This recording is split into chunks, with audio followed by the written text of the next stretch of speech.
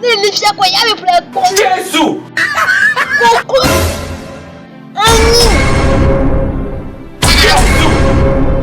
Ne be ko du fo awe afo Jesus is Lord.